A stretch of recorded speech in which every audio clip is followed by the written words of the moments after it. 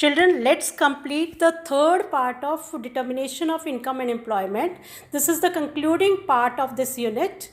In this unit, we will study the impacts of excess demand and the deficient demand on output, general price level, consumers, producers, as well as on employment.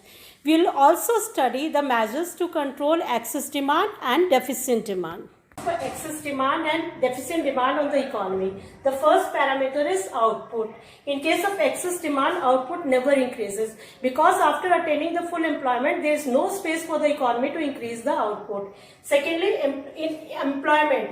After attaining the full employment, we cannot increase the labor force to produce in the economy, so employment never increases. Third is price level. In case of excess demand, price always increases. There comes the situation of inflation. So there is inflationary gap arises if there is excess demand in the economy. And the fourth one is producers. Actually, in case of inflation or rising prices, producers are always the gainers because they get very good prices for their products and they earn abnormal profits. Consumers are the losers because the purchasing power of the consumers is decreased in case of excess demand. Let's come on to the deficient demand. In case of deficient demand, if output falls, because the producers don't get good prices for their products, so they don't sell and their output decreases. Secondly, employment. In case of deficient demand, there is involuntary unemployment in the economy. Third one is price level. In case of deficient demand, prices decrease and there comes a situation of deflation. Producers in case of deficient demand are always the losers because they cannot sell their products at more prices. Consumers in case of deficient demand are the gainers because their purchasing power increases. So these were the impacts of excess and the deficient demand on the economy. Now come on to the measures. How we can control the excess demand and the deficient demand. These measures have two parts. One is fiscal measures and another is the monetary measures. Actually, you have already read in the chapter Money and Banking when I taught you the functions of RBI as a controller of credit. But still, I'll explain them again.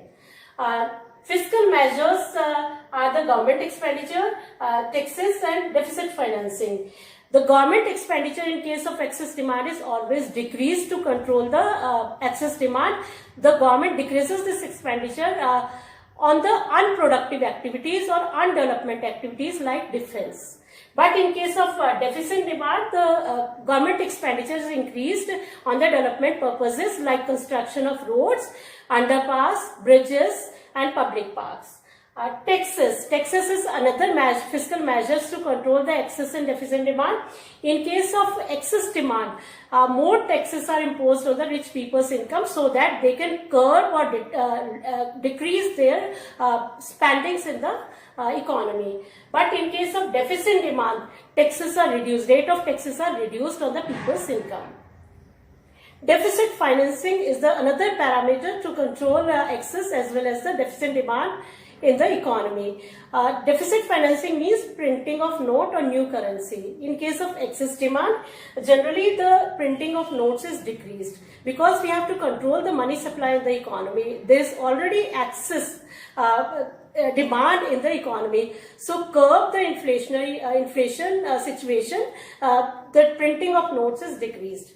In case of deficient demand, new currency notes are printed in the economy to increase the purchasing power of the people. And that's how the fiscal measures control excess as well as deficient demand.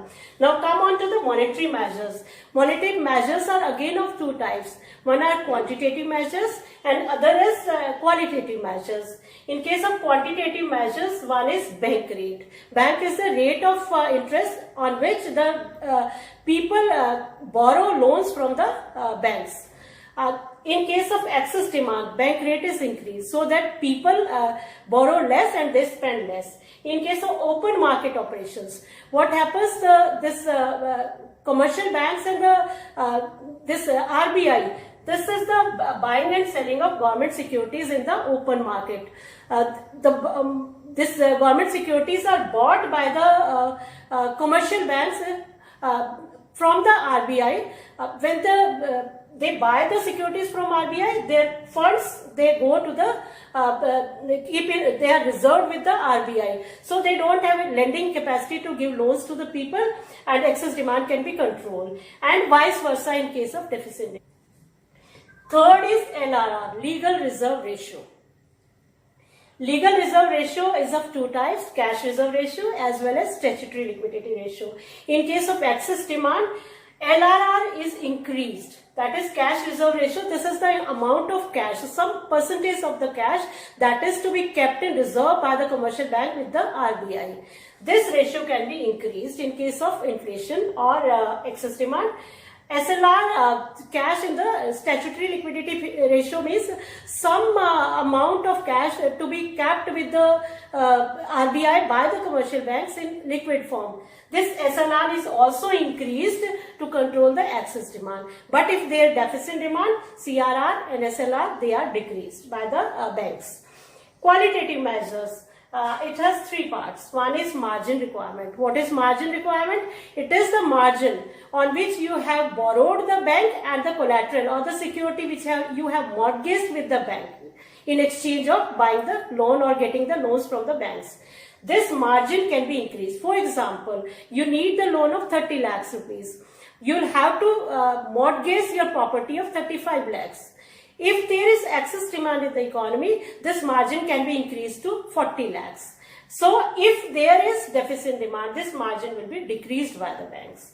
Second is credit rationing. In case of credit rationing, the limit of the credit is fixed by the banks. If there is excess demand, this limit can be decreased so that the less money is lended to the people and the purchasing power of the people can be controlled in the economy. But if there is deficit demand, to increase the purchasing power in the economy, the credit limit is increased by the banks. The third one is moral suasion. Moral suasion means RBI always directs and instructs the commercial banks to persuade the member banks not to lend money for the illegal purposes if there is excess demand in the economy.